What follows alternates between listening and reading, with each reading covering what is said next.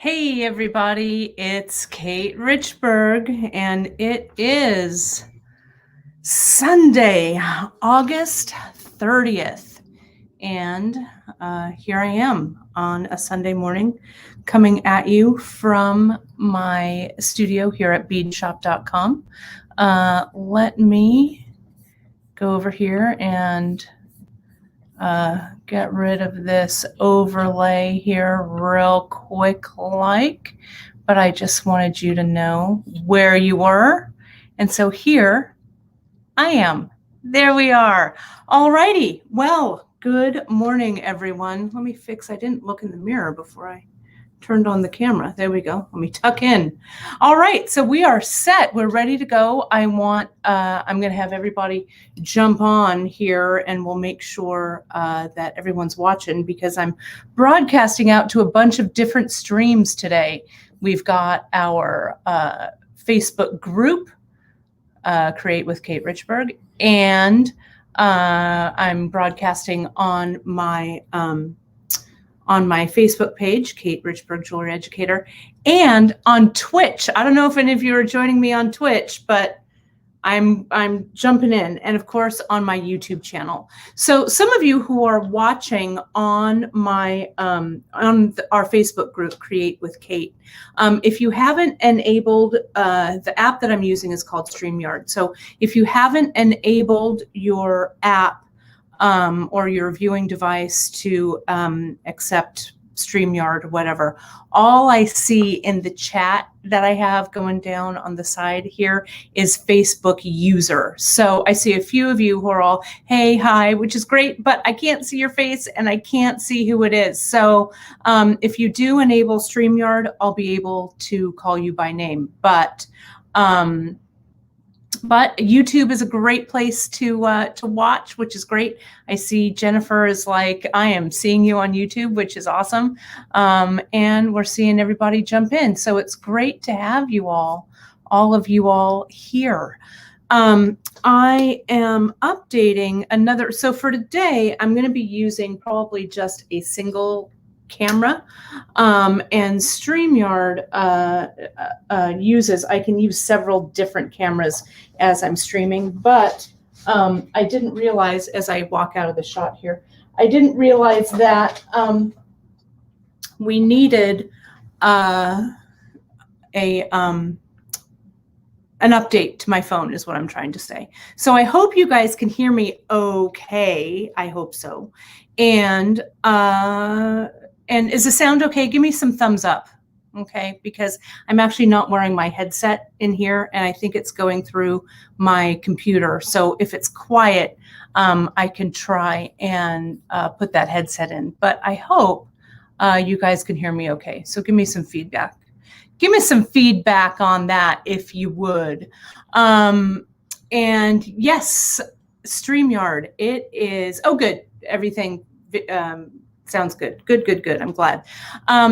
Yes, Brenda, StreamYard, you need to check out the StreamYard. It's great. I found StreamYard through my buddy Francesca Watson. Let me move this camera down. And Francesca was like, StreamYard, it's amazing. And so it's great. I can push this broadcast out to a whole bunch of platforms. So all of you who are watching on one platform, I just have one panel here that I'm controlling them all. So, and Kim, I can see it's you, so you're good. I think it's in the group if you're watching it through Create with Kate Richbourg, the Facebook group I have, that I think you have to enable StreamYard. Okay, so Linda, you did activate it. That's perfect. That's great.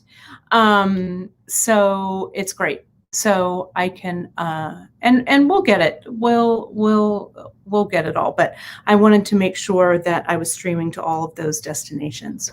So I have today is the first in our soldering series, very loose soldering series, right?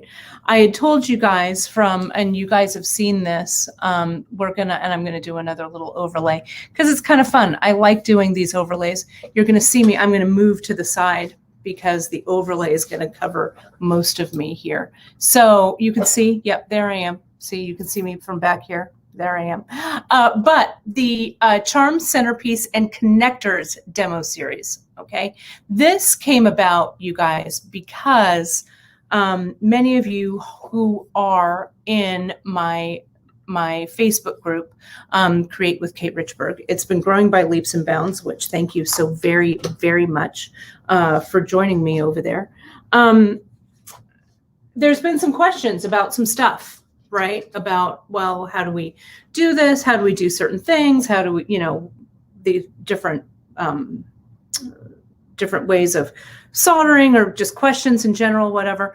And so I'm like, well, let me kick this off with kind of a little, I don't know, a little series, a little informal series. Okay. And so that's what this broadcast is all about. I don't know how many in this series there are going to be, but we're going to jump in and start with doing some centerpieces, right? Playing around with some centerpieces, pressing some designs, and seeing how it evolves. If you watched over on my beadshop.com broadcast, way back at the beginning of this whole COVID thing, right, in March, when we started to shelter in place, I was doing a broadcast a day, right? In the mornings, I'd come in, fire up the old cameras, and jump in. And so it was very loose, right? It kind of was what I felt like doing, whatever I felt like doing, it's what I was going to do. So that's how this series is going to go. Right? So we're going to look at charms, centerpieces, how to create the connectors for those charms and centerpieces, and then move forward a little bit to how to incorporate it into jewelry. Many of you are in my bead shop group, right? And watch my beadshop.com demos on Wednesdays and Fridays. And so beading, as you guys know, or maybe you don't know, but is really my first love. Right. And so I get a lot of questions from a lot of jewelry designers who are metalsmiths and stuff. And they're all, dude, I don't know how to string. I'm like, wait, what? What do you mean you don't know how to string? So we're going to go over some of that. I, as a designer, like to call myself an omnicrafter, right? Right now, the delayed Tour de France has just started. Le Grand Départ was yesterday, right? So one of the things that Tour de France, and what does it have to do with crafting? I'll tell you. There's a group of spinners, people that spin wool, right? Wool, yarn. And spinning, you pedal, right? You treadle on your spinning wheel. Well, some clever spinner equated that with the Tour de France. So for many years, when the Tour de France runs, there's also a Tour de Fleece, right?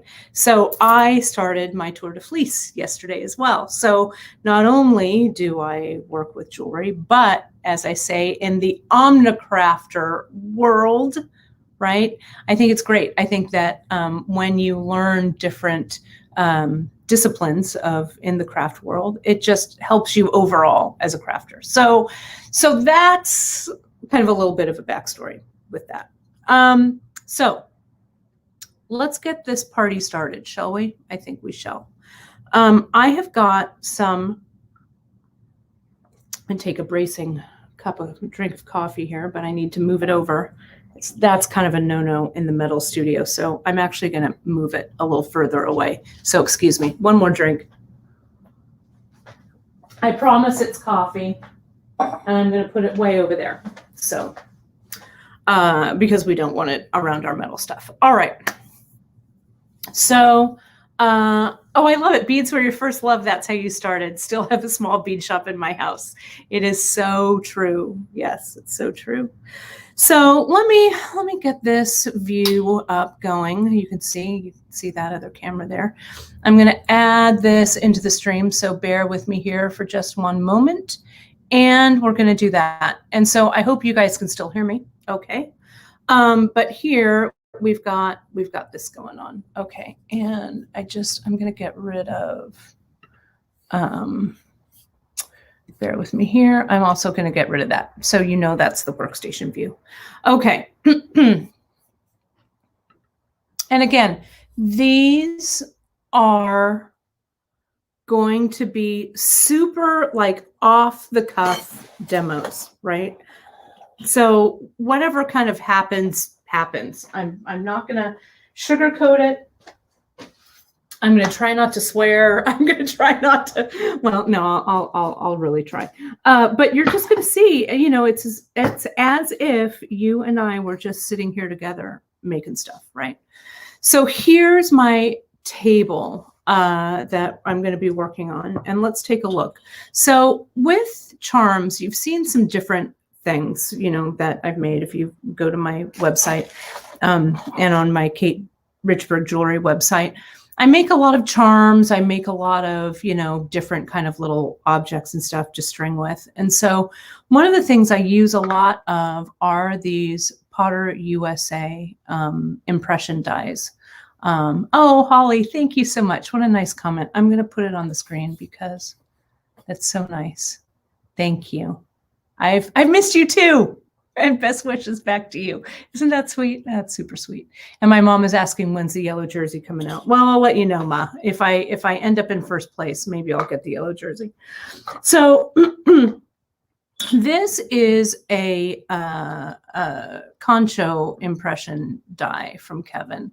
And to make a super long story short, if you're not familiar with Potter USA, it's run by Kevin Potter and his family. And he rescues old vintage jewelry hubs and makes them into usable, workable dies that people can use in their hydraulic press. And in the hydraulic press, you can see behind me, it's right there. It's my hydraulic press right there. And I'll talk about that more maybe in a future broadcast. But so with this, so I made this impression a little bit earlier today. And if you don't have a hydraulic press, that's cool, right? You can use other things, right? You can get kind of like in brass, they make like little preformed pieces, or you can use a found object as long as it's metal, that kind of thing.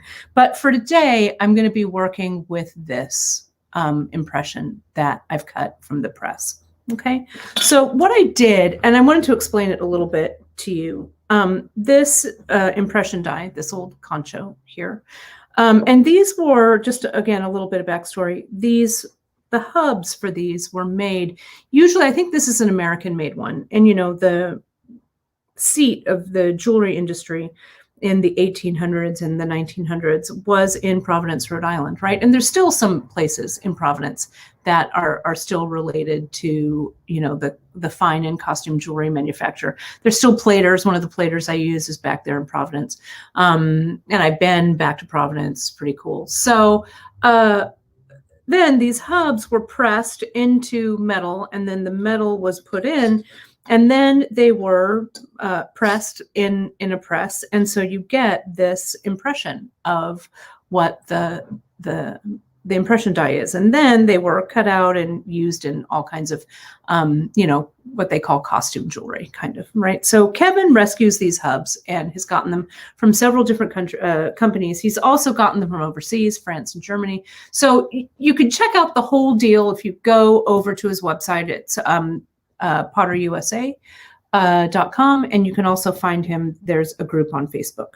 Okay, so I chose, because I'm wild for conchos, and it's kind of hard to see the detail here, but you'll see it a little bit better because I annealed it, right? But the way that I did it was I took this and I just grabbed this piece of metal off of my table here. I have no idea even what the gauge is, so I grabbed my handy dandy gauge tool.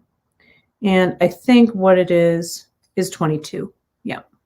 And since we're going to back this right onto a back plate too, because a lot of questions arise, well, you've dapped or you've impressed this, but now you have kind of this reverse, right? This inside, how do you connect that to a back plate so it looks finished? So I'm going to do that too. Okay, so this is 22 gauge. The back plate could be any gauge, I would say 22 and higher.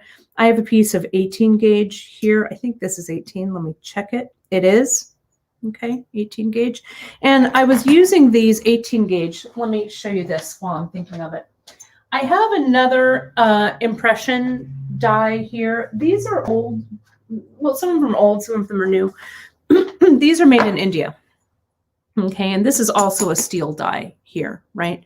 And so I get these from a lady named Krista Porter. She is also on Facebook, sells on Facebook. And they're really cool. This is kind of the Sacred Heart impression die. But don't confuse these dies. I'm going to grab something else. Okay, don't confuse these dies with these dies. Let me show you. These are also from India, but they're bronze. Okay, you see that there? And these bronze dies have been around forever. I've been collecting these since probably the late 90s. I had a good friend, my good friend Jess, who had a lot of her jewelry line manufactured in India, in India back in the 90s and to present day. And so she was collecting these because she loved them so much, right? And no one back then knew how to use these or whatever. So she had a ton of these in her collection. And so she would give me a lot of these, and I've bought some from back in the day or whatever when they were like, I don't know, they couldn't give them away then, right? So I have a pretty big collection. The bronze ones, these don't go in your press, right? They will shatter. They will explode in the press. So I use these a lot by hand, putting a thin piece of metal in, putting a pusher in, and then hammering. And that's traditionally how these were done. The metal was hammered into these dies, or I also use them with metal clay, with precious metal clay, PMC, art clay, those kinds of things. And you just have to kind of put a little bit of lubricant in the die, and then you're good to go. Okay, so that's this one. So this we're going to put aside because it doesn't come into play right now. But there are a lot of dies now that are coming out of India that are steel. And so we'll maybe do kind of a safety rundown on the hydraulic press at a later time. But the hydraulic press, my press is 20 tons, right? So that's a lot of freaking pressure, right? So you really need to be sure what you're pressing in the press is going to withstand that pressure. So, so these steel dies, that's what you want to use. So I'm going to put this aside for a second. And so what I did for the press for this is I used urethane. This is kind of used urethane. You can see that here, how that's kind of been pressed in the press. And I put my square of metal over the top. And if I feel like it's going to be loosey-goosey, I'll put a piece of tape over the top, like just blue painter's tape. Then I started with this piece of urethane and I pressed, okay? One press. And then I turned it 90 degrees and I moved the urethane and I pressed again. Okay, so I started to get the impression. You can start to see the impression through the back. Then I got this square piece of urethane because it was about the size, so it kind of looks like this, right? I got my square piece of urethane, I put it in the center, and then I pressed again, okay? And then that really got the detail from the center. And it's kind of hard to see since this has been annealed and it's dark. But there is, you can see it better in the die, there is some engraving in there, right? To a little flower engraving in there. So that's it. So now we come up to what we've got right here in front of me. All right, which is this concho. So now I need to start thinking pretty fast because you guys are watching me, right? What the heck I'm going to do with it next. Okay, so I could do several things with this, right? And so Gwenda, my mom, is asking, so are these one-piece dies? They are. They're one-piece dies. So there's not a male and a female die. It's just a female die. And then the urethane, or some people use, there's a lot of different things. You can use rubber. Some people use lead. I know it's controversial, but people do. You can use leather. I've used leather or stuff like that. And that acts as the pusher to get the impression. Okay. So, and depending on the intricacy of the die, that relates to how many times you need to press, where you need to put, your pushing materials, all that kind of stuff. Okay. So I've ended up with this. Now the size of this impression, let me measure it for you with this kind of manky little ruler. It's about 1 inch, okay, across. So the circle is about 1 inch. Okay. So if I want to, I could do a few things. I could take this over and saw this out, right? I could saw it right up to the edge. But I think I want a little bit of a flange, just a little bit around here so that it'll adhere really well when I solder it to the back plate. And then if I solder it really well, I could then saw it out through both layers. Okay. But I don't know what I'm doing yet. So since this is 1 inch, if I used my disc cutter, this is my beloved old school Pepe. You can't even see it right there, how old this is. This thing is probably at least 20 years old, right? My Pepe disc cutter, this cutter is about 1 inch. Again, the inch in diameter. So if I used this to cut it out, I would be cutting out a little bit of the design, which I don't want. So I also have this random old one. I don't know where even this was made, right? But it's a big, giant disc cutter. If you don't have a disc cutter, what I would do, let me show you that first. I had a template sitting here somewhere, maybe. I don't know what happened to my template. Well, if you get one of those green, like those circle templates, right? Usually they're sitting right up here on my hook. I'm not sure what I did with them. But anyway, you'd get that circle template. You'd lay it here so that you have that little bit of an edge around. You draw your mark, and then you could saw around on that mark. That's what I do. Okay. But since I have this handy dandy cutter, that's what I'm going to use. And so what I do is I put this is 1.25 inches, kind of hard to see there, right? Let me turn it around.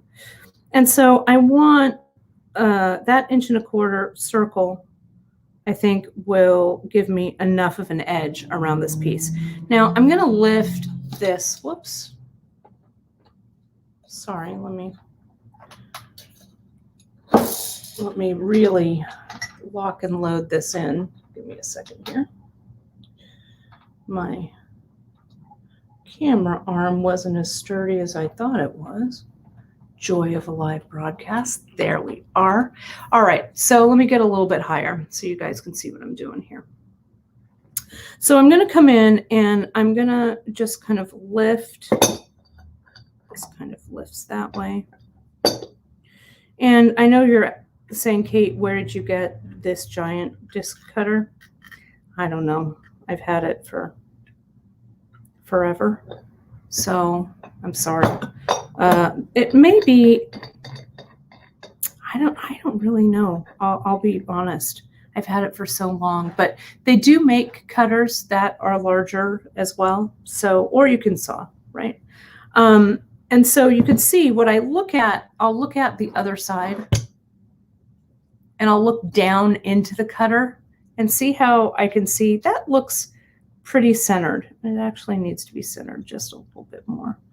And had I found my circle templates, I could have had my impression here raised up, put that circle template over it, drawn that circle so it looks centered, and then that would help me, give me a little bit of a guide, a visual guide right here to look at when I'm centering it.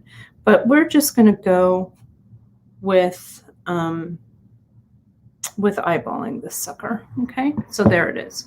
Now, this might be a little loud, so I'm going to really raise this up here. You can really see my bench here.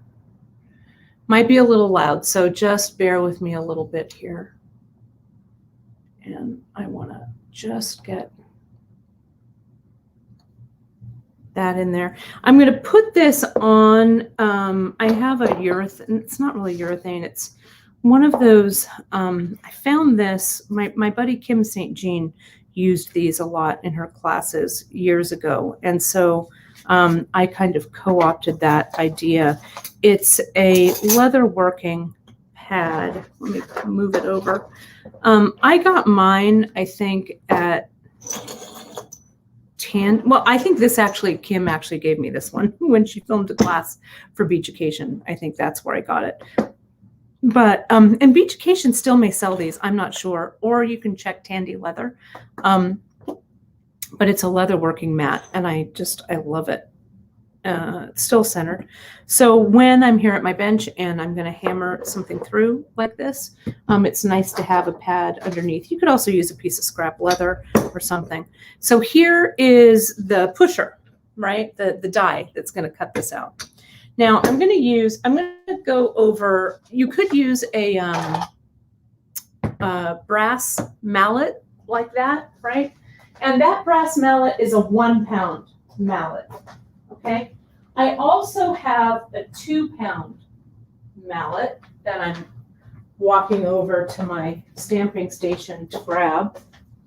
This 2 pound mallet, you know where you get those, right? We all get them from Harbor Freight. That's a big one, like a sledge. And so this, it's a little bit heavier to go through. So I'm going to use this guy.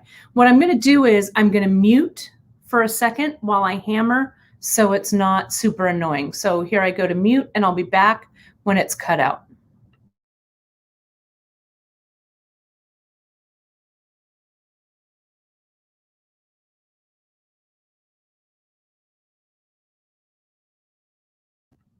Okay, unmuted. Hey, there's Francesca Watson. Francesca, I'm going to put her up on the thing because I can. Hey, friend. Hey, friend to you. Awesome.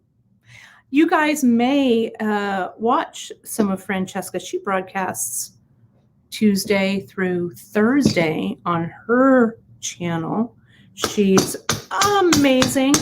So if you don't watch her, go watch her. You won't be disappointed. These kind of cut rate, well, they're not cut rate, they're pretty expensive, but these guys, you have to kind of, I'm going to put it off the side. You need to kind of pound the pusher, there we go, all the way through. They're kind of hard to pull out. So just pound it all the way through. Move your feet out of the way when it falls on the ground. Okay. And then you can put this guy away. So let me, and make sure to take the little extra bit out of there as well. And then we'll see what we have. Let me put this away. Go on over there. That sucker is heavy. It cuts up to a 2-inch circle, and these cutters are heavy. So you can see it's centered pretty well, right? You guys can see that. And so there's a little bit when you do that cutting, you know, it's not super clean around the side. I fired up my pickle pot, and I'll show you. There's kind of a whole bunch of mess over here, but you'll forgive me. It's my working studio, right? So it's not going to be the most beautiful thing you've ever seen, but I'll show you. I've got it over here. Let me go back to. There we are. So I'm over here at my pickle pot. I have another camera arm over here, but you know, let me put it down. There we go. That's better.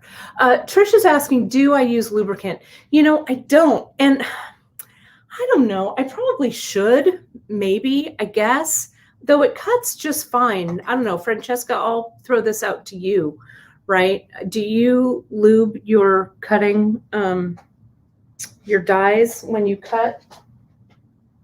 I don't know where to put this light, so I'm just going to put it right there.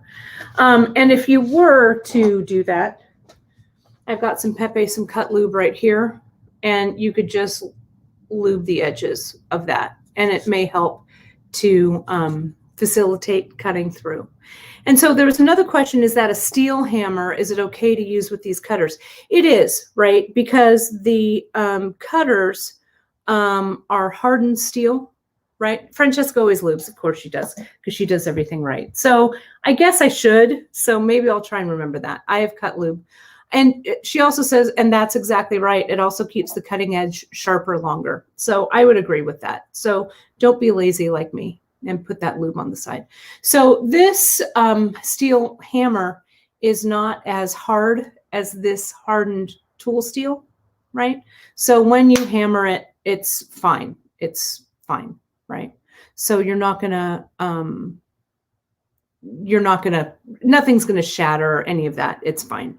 So I wouldn't worry about that. And it is a steel hammer. You could get a brass hammer. The brass hammers do come in 2 pounds. Oh, hey girl. Hey. They come in a 2-pounder. This is a 1 pound. And again, this is also a lot softer. So you can do that. And I use these with my steel stamps and stuff a lot too. Okay. So I'm going to go ahead and put this in my pickle. Right, I've got my pot fired up, and the pickle pot, I just use some Sparex. So you can see it kind of back here a little bit. It's just in a crock pot. I got red because I like red, and it's in there. I'm just gonna, and I have, let me show you. I made this little for my pickle pot. Kind of hard to see, and it has pickle on it, but let me kind of hold it up. This is a little cup. Let me get a little closer. I bet I can hold it over here. This is like a little plastic pencil cup. I don't know, that I got at IKEA or something, right? And it has holes in the bottom. So it's like a little sieve, right? So you can get any little plastic container that you have to repurpose, drill a few holes there in the bottom. And then that's my little sieve that I put that little piece in. Okay, so it's easier to grab. I can just grab that cup with my copper tongs, and it comes right out. Okay, so put the lid on that pickle. Again, I use Sparex. Sometimes I use citric acid. You know, it just depends on kind of what's around, what I have available. They both work okay, right? My Optivisor over there, so I don't knock it to the floor. So, okay, so that's pickling. All right, so let's see what we want to do. That was a little thrill ride over there. How do we want to back this bad boy, right? I don't know. We probably want to cut another round, right? Another circle so that it goes together, right? So let me go ahead and put this in, and let's take a look. Whoops, it's a little close. Let me go ahead and cut another circle, another backing. Now what I have sitting here, this is 18 gauge, so it's kind of heavy, maybe. I don't know. Is 18 gauge the right gauge? Maybe. Let's see. Do I have anything thinner? Whoops. I think that was just metal that went on the ground. You know what? I have this 18 gauge. Let's just use it, right? It's fine. It'll be a nice, substantial piece. It'll be nice for a centerpiece. So that's what I'm going to do. Someone is saying here, I've been trying pH down, but I don't think I'm using enough of it compared to the Sparex or Rio Pickle. Yeah, you know, you actually need a little more than you think you need. I start with like an 8-to-1 ratio, and then I kind of go from there. Okay. That's what I would recommend. So let me put my 18 gauge. This doesn't matter. It doesn't need to be centered or anything like that, right? I just want to get it. I need a little pusher or something. If I open it up a little bit more. There we go. And this time, I'll lubricate my cutter. There it is in there. I know there was a big crash. It was just a little piece of metal falling down. It's okay. So where's that cutter? Here it is. This is the same lube I use when I'm sawing with saw blades. If I'm using my Pepe jump ring maker, like it says here on this lube, right? So I'll lubricate the edge just like that. I'll put it in. I'm going to put you guys on mute again so we don't have a big hammering noise, and I'll be right back.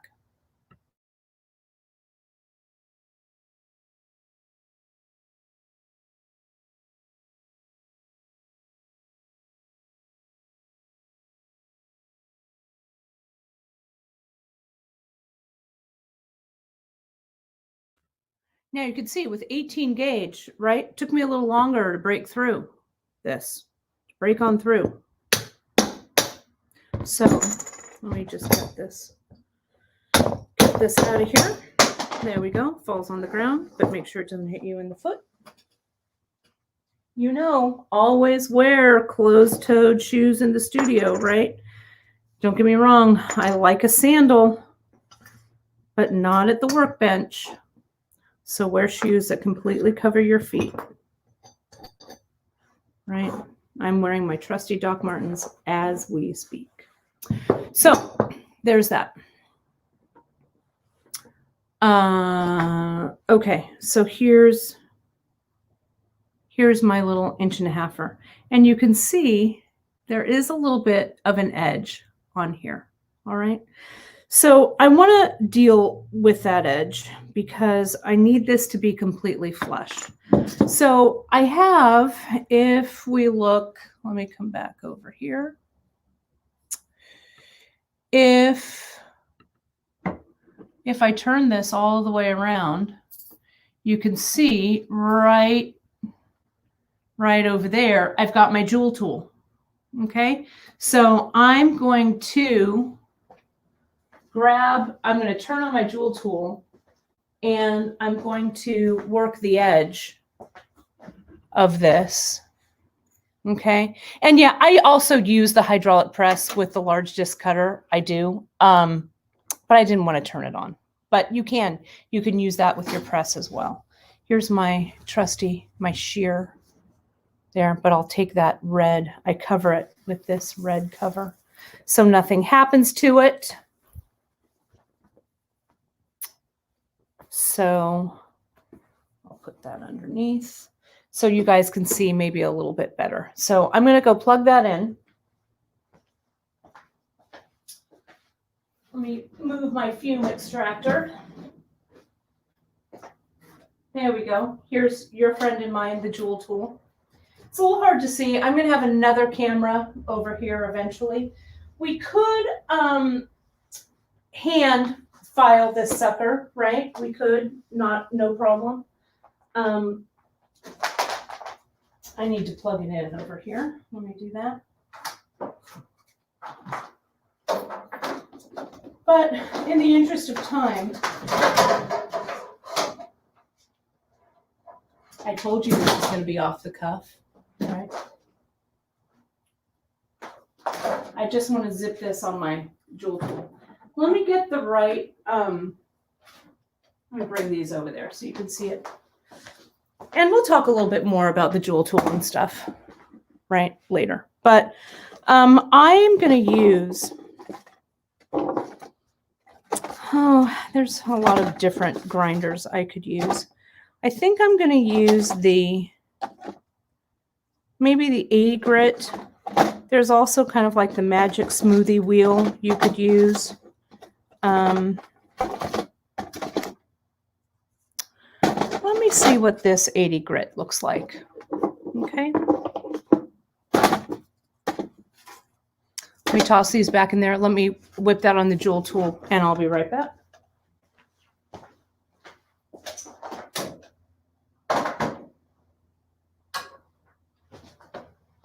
But I can't do it without my circle.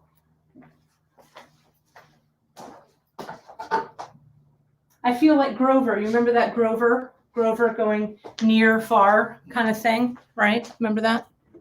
In Sesame Street. There we go. Now I'm near. Now I'm going to go far.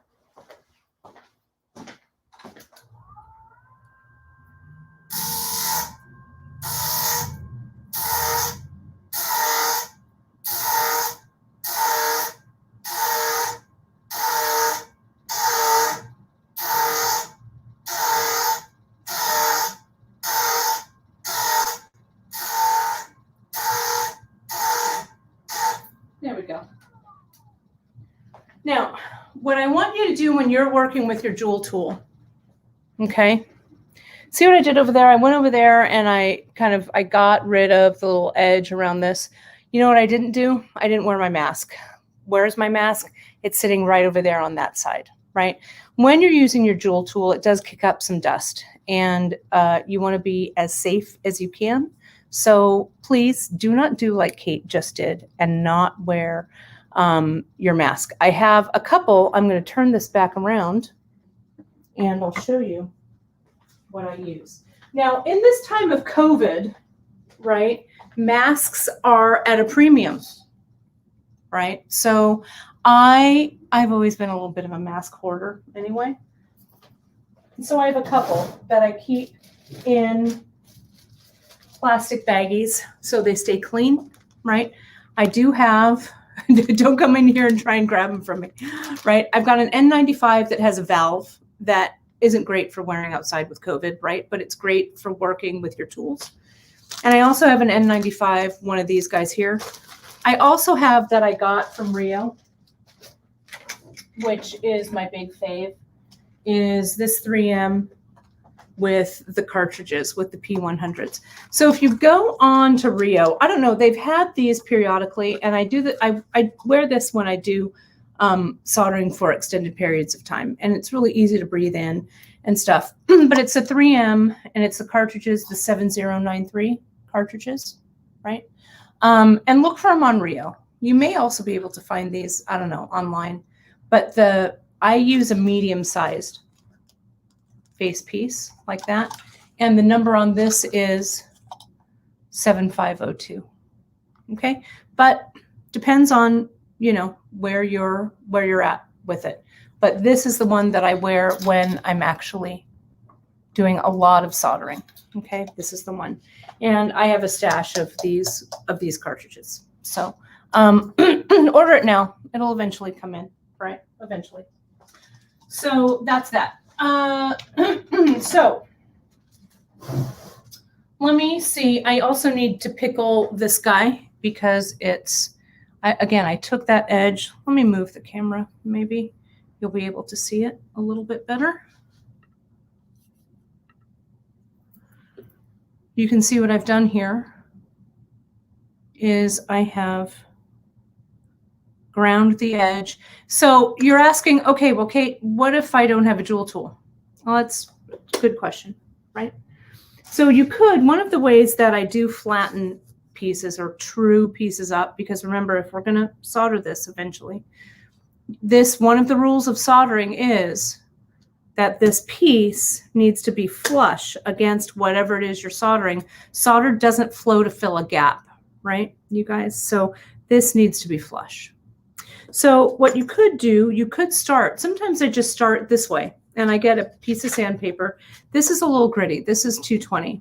I'll get the 220 and I'll just start rubbing it on kind of back and forth, kind of in a circular motion. And what I'll use, sometimes what I do is I put this also on my bench block. So I have a really hard surface underneath. Then the other thing that I do, I don't have them here. I think they might be in the back. I have some sticky dots, right? Like you would put in like your I don't know, scrapbooks or whatever, but they're sticky dots. And so they have sticky on both sides. And I put the sticky dot on my finger, and then it really adheres your finger, although temporarily, to your metal like that. So you can really move it around. Okay. So once you have kind of filed all of this flat and gotten that going, you could also use kind of like a piece of heavy duty tape and stuff helps you to do that. You can also use what I have found, you could turn it face up like this on your block, or even better on like a rubber block. And this is just one of those, this one's from Vintage, but you know, one of those nail filing pieces. And you can kind of start to file it this way as well. Sometimes that's a little bit easier if you're filing it up in this direction. Okay, like so. And it needs to be refined anyway, because the jewel tool, I was using kind of a pretty heavy grit on it to just grind that edge down. And I'm just going to grind, or, you know, touch up the edge of this as well. You could also use, of course, your metal files, right? Your metal files will work out really well as well. I'd start with maybe a coarser file and work your way down. I want to grab, I think I've got a piece of tape here. This is that Gorilla tape. I use it for, I don't know, sticking crazy things up on the wall, I guess. Things that need to be really, you know, adhered well. You can find it where the Gorilla Glue is and stuff. It's a little bit hard to see, but so I think you need something that's a little more, has a little more grab than double-sided. You know what I'm saying? Then I'll put that on. Peel off the backing if I can get it. It's super grippy. There we go. Put my finger on it. See that? How that really works. I mean, it's stuck on my finger. And this, especially if you use it, I like this trick. If you use your sandpaper face up on a hard surface, it creates like a little anvil. It creates some resistance, right? So you're filing perfectly flush. You're not holding it in the air, right? So this really helps you flatten. And again, I like this 220. Look at this edge that's coming on there. It really works. See, I mean, this is, you know, it's on my face. It's not until I peel it off, but you know, I don't know. You could do, I could have little, what are they called? Castanets, right? So let's do this. Oh, I can see. Let me pull my finger off there. I need to actually plug in my computer so I don't get rid of, so I have enough juice here. Sorry about that. There we go. I think we're in. There we are. Okay. So you want to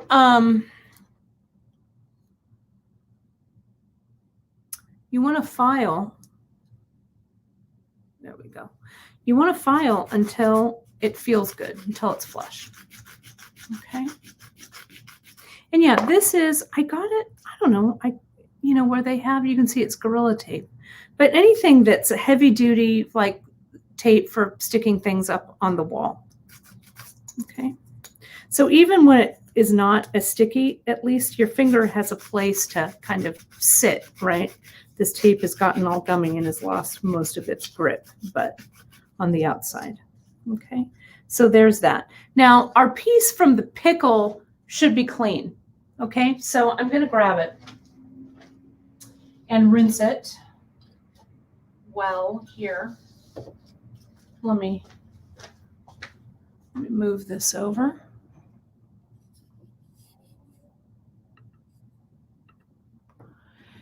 And so I'm going to grab it out of the pickle with my copper tongs. I'm going to rinse it real well. For my rinser, and you may want to look for one of these. For my rinser, you know how back in the day when you went to the doctor's office and they did a lot of, you know, they had those sanitizing, you know, those trays, right? That had where they put their instruments in to sanitize, right? And they have a little tray in them. That's what I use for my rinse, right? You remember what it looks like, right? Like that. I got it from my buddy Beth Colbert when her dad, Dr. Colbert in Gilroy, closed his practice. I got his, I don't know, what are they called? Instrument sanitizing tray or whatever. But you can also just use a cup, right? I use also, I like these paint cups. It's called Handy Paint Cup, right? Autoclave, maybe, right? I don't know. It's just a little, it's that, it looks like this. You guys will recognize it. I don't know what they call it, but right? It's what the doctors used to put their things, right? I don't know. Anyway, but that little tray makes it super easy to pull everything out of the rinse water, okay? But I also use, as a rinser and a quencher, I get these at like the Lowe's or whatever, and it's like a handy paint cup is what they call it, right? But I fill it with water and it has a little magnet in here. So I could also, like if my tweezers need to be in there, my tweezers stay in there too, okay? So that's that. So I've gotten your friend and mine, the concho, out of here. So let's take a look and see what it looks like. Is that what it's called? Is it called an autoclave? I don't know. But that thing, that glass thing, I like it. It has a little bit of style to it, I think. And it reminds me of Dr. Colbert, which I like too. Okay, so let me get this stuff out of the way. So here's our concho. It's nice and clean. It's been in the pickle. Okay. And now I'm going to do the same thing with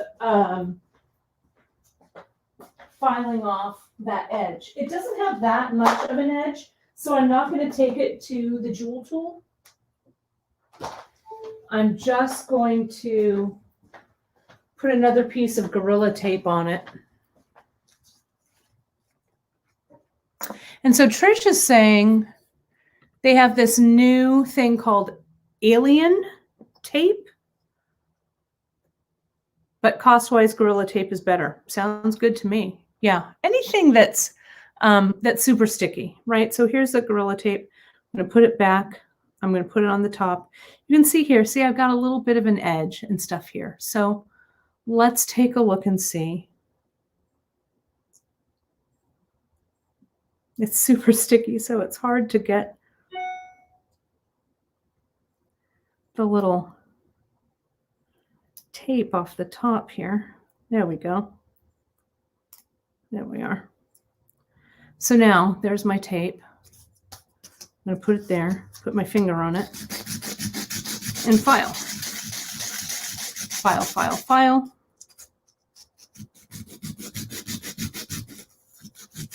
And this, just as a reminder, is 22 gauge, okay, that I did my impression with, and 18 gauge for the back plate, okay. Let's check it. Yeah, and you can see it's giving me a pretty nice edge. Here, this is a little, need to move my finger around a little bit. That's a little rough there. Another trick when I do this, I'll show you when I'm filing something, is, and it needs to be super flush, I'll get my Sharpie. This is a giant Sharpie, Sharpie Magnum. I know, crazy, right? And I will draw with that permanent marker around the edge. Okay. Then, as I continue to file, I can pick it up and I can see, yeah, see where the Sharpie is all gone? It's flush.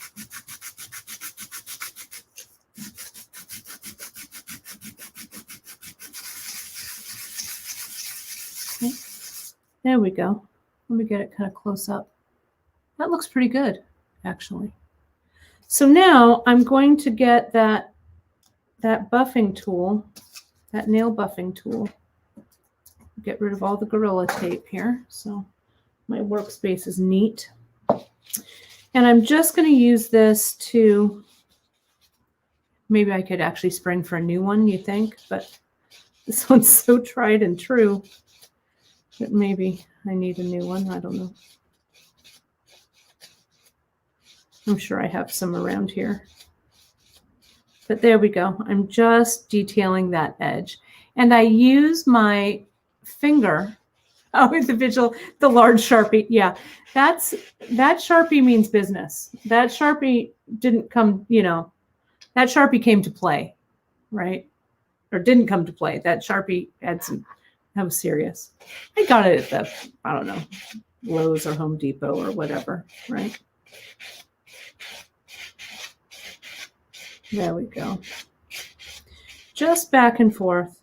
And really feel it with your fingers. That's what I do a lot when I'm filing, because sometimes I can't see all that well, right? But your hands will tell you. That's real smooth. And so let's put, here's that back plate. Let's get that. Well, I might need to file it a little bit more, so I'm going to leave that Gorilla Tape on for now. But let's take a look. And can you see the fit? Look at the fit. There are no gaps in there. That's what we're going for. Okay, so I can ditch this tape on the back. Okay. So that's that story. All right, this is flush and ready to go. Well, it's not ready to go, but I've achieved a flush fit. I'm going to, so next, I think this is a good place to stop. We've been doing this for about an hour. I know you're like, oh, wait, what? Boo. But these are what I'm thinking about my next steps, okay? And I may change my mind between now and the next time we get together, which will probably be next Sunday, okay? Watch social for the announcement. But what I need to do next for the next steps here are, you can see this concho is domed here, right? And this has such a tight seal, nothing's gonna escape out of there, right? So I need to drill a vent hole somewhere back here, okay? So when I solder, the soldering fumes aren't gonna build up, and what they do is they build up and this would just jump right off into the air, right? It won't solder. So it needs an escape hole. What I'm also going to do is, and I put them here somewhere. Here they are. I'm going to mark it on the back like I do most of my pieces, right? Since I've made this, I want people to know that I've made it. So I have a little KFR initial stamp, and I've kind of cobbled together a little kind of hallmark out of some other stamps that I like, right? So it kind of looks like my Kate Richbourg jewelry logo. I've got this little sun ray, then my initials, and then I use a little tiny star. I also had made for me, it's kind of hard for you to see, but it's a stamp that is a circle that says copper. And since this is copper that I'm using, I'll probably put a little copper stamp on the back of this as well. Okay. What I probably will do is I will mark for the vent, and well, I don't know. I guess I can, this is annealed and stuff now, so I can probably, though this isn't the best place to stamp. So what I have, and it's kind of hard to see, but let me show you. I'm going to swing this around. Right over on this, come with me for the ride. There it goes. I've got my stamping stand. You can see all the way there in the corner. It's on a really firm base, right? So when I'm stamping, I don't get any multiple stamps, right? Like multiple impressions. So I don't think I'm gonna, I'm just gonna, I won't do it on camera, but I'll stamp it over there so I don't screw it up, because I don't want to have to go through and remake this and file it. But I'll figure out the layout for my little thing and my hole for the vent hole. And the vent hole, I will probably put maybe towards, it needs to, I need to think this out actually. So see here where the dome is, because this is probably pretty flush. I actually need to put it, I think it actually needs to go in the middle somewhere about right there, because this dome, this is where it's going to build up. Okay, so if I put it down here, this also I think underneath is pretty flush. So I need to do that. Okay, so that's where I'm going to put it. So I'm going to figure out that layout, and then when we join each other again, I'll have that ready to go, and this will be ready to solder. Now, I also need to think about a few more things, and I'm going to put this out here. We need to kind of troubleshoot the design, because I don't know what it's going to look like, right? Honestly, I haven't thought that far ahead. So one of the things that I do when I am trying to figure out the design of a piece is I'll get my piece of paper, and I have over here in my little area, I've got some index cards, and actually that's what I'm gonna use. So for my index cards, when I'm trying to figure out the design, right, or when I'm kind of sketching ideas for designs, I'll use my index card. And so for this, let me name it. This is Concho Center. Whoops, I grabbed two of them. I love index cards. They make me feel kind of, I don't know, official. So I'm going to name this Concho Centerpiece. And I'll put the date on it. It's the 30th. So I can see how long my projects have been languishing, right?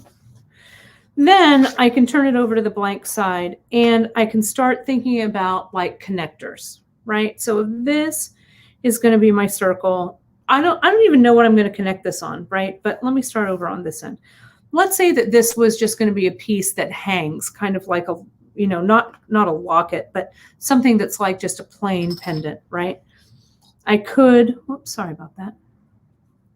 I could just say, all right, I'm going to, let me just draw this out, outline it. So I've got a couple of templates here to work with. And I don't do a lot of them. Sometimes I pre-plan, but I don't a lot of times, right? Because I feel like as you're working on the piece, the needs will reveal themselves, right? If I work too far ahead, I get a little muddled sometimes. So I just try and attack each, what do I want to say, decision or design decision as it comes. Big decisions like what metal you're going to use, or if it's going to be a ring or a pendant, that kind of thing, of course, I'll work in at the beginning. But for stuff like connectors, you know, I don't really know what this is going to be, so I'm just going to kind of wing it. I could, if let's say that I wanted something maybe to attach at the back, And I could do it with these little spirals. And I could have 2 loops that are going to go on the back end, right? If I wanted maybe it to kind of sit on like cord or something, I could do a bail that's kind of flat and just in one place. This would be good if I were going to connect it to, I don't know, something that maybe it'll be a bracelet. I could make 2 bracelet bars like on the side like that. And for things like this, I like to have sometimes the bail come from the back and up. You could do this flush. This is going to have a lot of edge to it. See, that edge is pretty. Let me measure it. What did I do with my measurer? This comes to about a, let me turn it over so I can see. It's somewhere between 14 and 12 gauge, right? So there's a nice edge here. So I could, there is enough of a surface, I guess, if I wanted to just solder like a half ring or something around here. That would also work. And it would be a super clean connection, right? I could use some twisted wire or some fancy wire or whatever, and I could just make a really nice, just kind of like a small bail like that, right? And this kind of has a vintage feeling to it. I think when it's finished, it'll feel kind of vintage. So I want to think about what, you know, vintage wise, or what kind of connectors might speak to that, if that makes sense. Okay, so I'm going to let this, what I like to say, I like to let it simmer. Now, what I do when I'm designing pieces, I have these little trays, and I got these trays. There are a couple of different sizes. I got these at the Japanese store called Daiso. I don't know if Daiso is all over the country, but here in the Bay Area, we have it. I think you can also find them online. It's Daiso. And they have these little plastic trays that are full size and half size. These little half sizes stick on the top here, right? So I bought, I don't know, I think I've got like 20 of them. They were like $1, right? I've had them forever. And so what I do is I put everything in these little trays. And so I know that this is my demo for the live show. And like if I have the die, like if I need to make another one, I'll put the die in there. I know that I have to stamp on the back, so I'll put my stamps and stuff in there. So it's all here and ready to go. So then I put it on my desk and it's all set. So that's how I do that. Okay. So we have, I think, come to the end of our hour. Part 1 is prepping that concho. So next, when we meet again, we're going to solder that together. I will have figured out, maybe, maybe not, what the bail is going to look like. So we'll solder that sucker together. And then we'll move on to our next steps. I want to show you some other ideas that I have about connecting those pieces. Hold that thought. I'm going to show you one more thing. Hold that. I know I hate dead air, but I'm still going to talk. But let me show you. These will kind of, I think I have them here. Yeah. These will kind of give you a little bit of food for thought too, for next time, right? I've got a few of these other conchos. Let me put my glasses back on. I know I said we were done, but there's always one more thing. This is something, maybe I'll show you guys this. Let me do this. Let me put this here. These are some conchos that I made. Some of you may have followed my self-titled National Concho Day last year, where I did a day of demos and I titled it National Concho Day because I love conchos so much. On the back of this, and we'll explore this, this is A beautiful piece of turquoise here. This was a die from my buddy Danny Wade. And on the back, you can see I did a slide. So it'll slide like on a cuff or something like that, or like a real concho, right? Which I just love. And this is American turquoise here. It may be Sleeping Beauty. I don't know. I have to look it up in my things. Here's a smaller one. This was cut from a pancake die from Jim Brandvik, and I used the same die from Danny, but you can see I cut it down. So it's the same die. I just used it a little bit differently. Okay. Then here's another concho I made. This is also with Jim's concho forming system. He's Horseshoe Engraver on Etsy. It's great.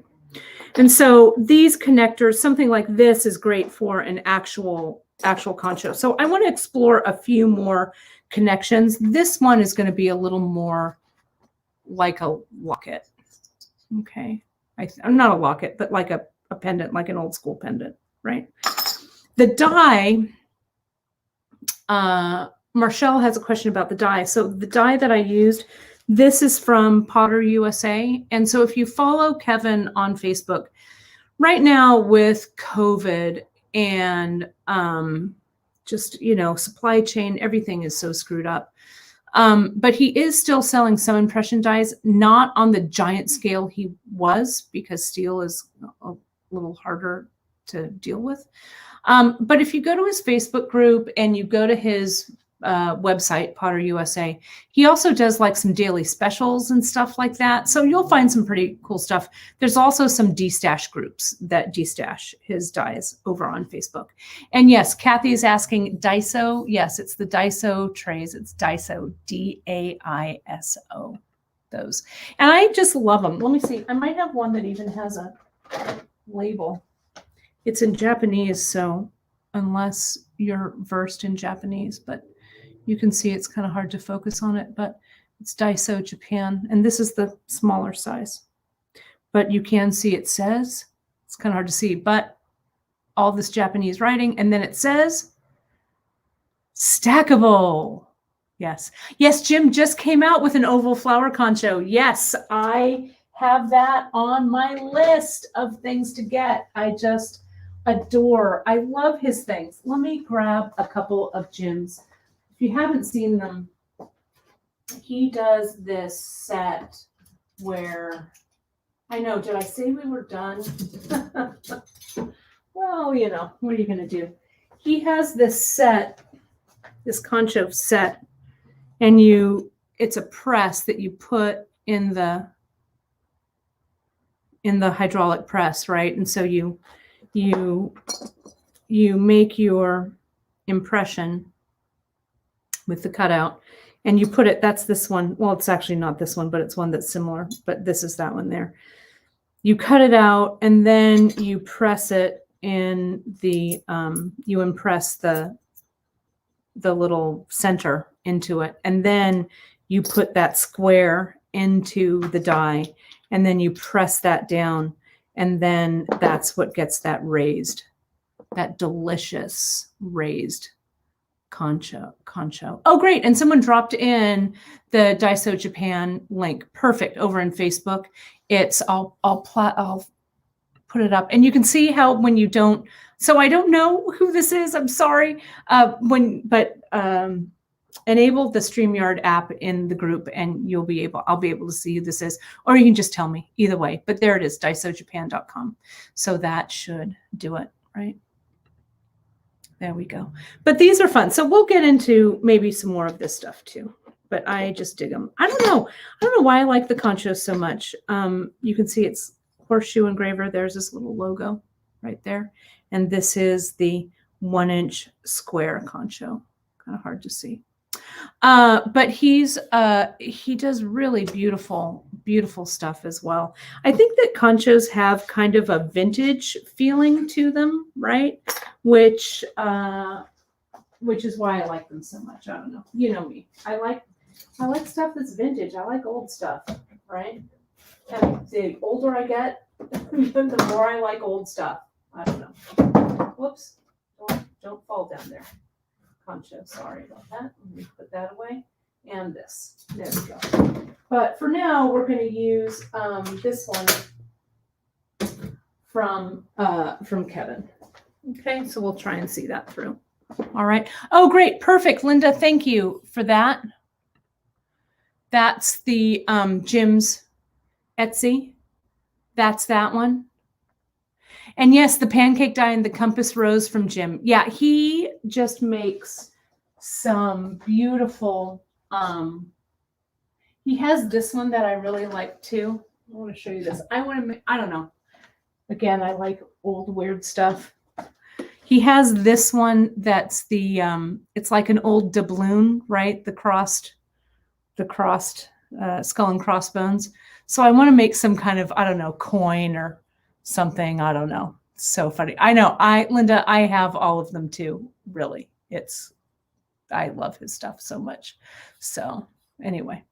So, okay. Well, I could talk about these all day, but we will be back together next week. So follow me on social. Let me put this overlay up and you can find everything here. So bear with me here just real quick while I do that. So you can find me, you can watch the replay of all of this stuff, right? You guys on Facebook, it's archived on Facebook. Great way to watch it is on YouTube. It'll be archived on there forever, and I'll make a playlist of it. So all of these in this series will be in a playlist. And I also periodically do things on Instagram TV, but those are shorter, okay? So if you follow me on all those social platforms, you'll know when I go live, okay?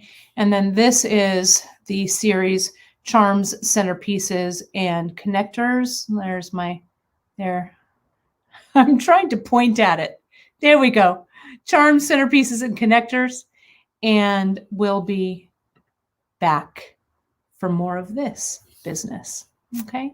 So if you go ahead and sign up for my Facebook group, Create with Kate Richbourg, I'm going to have some special exclusive content related to this series in the group.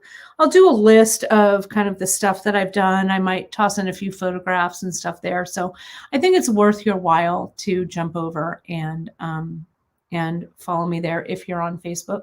Of course, you can also always find me on Instagram at BeadKate. I guess that's my story. I'm sticking to it, you guys. So thank you so much. I think this was a lot of fun. I hope you had fun. It was a great Sunday morning. It was great to have you guys all with me. And I will post when I'm doing this next, but we will continue our foray into creating charms and centerpieces and how they connect, and where this project goes, who knows. But this is me, Kate Richbourg, live from my studio right here in our offices at beadshop.com. Remember, you can also watch my bead content on Wednesdays and Fridays at 10:30 a.m. Pacific time. If you just hop on over to YouTube for the beadshop.com feed, subscribe there, and you'll see what I've got. I love it. It's gin time here. So cheers to you. It'll be gin time for me when I watch the replay of the tour. Thanks so much, you guys.